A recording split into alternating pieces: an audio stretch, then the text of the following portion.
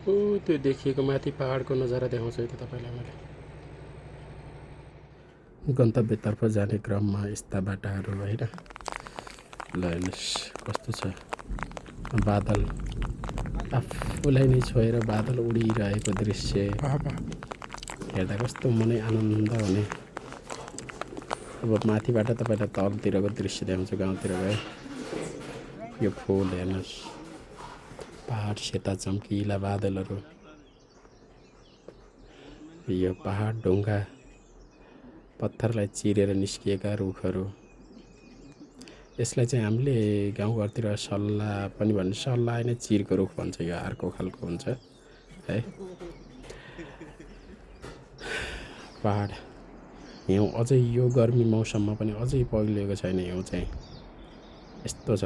यतातिर जाडो महिनामा आउन सकिँदैन है, त्यो कारणले हामी चाहिँ गर्मी महिनामा चाहिँ यसो डाँडाकाँडा डुल्ने गर्छौँ। के गर्नु अब, फोटो भिडियो बनाउँदै हाल्दै गर्नु मन लाग्छ।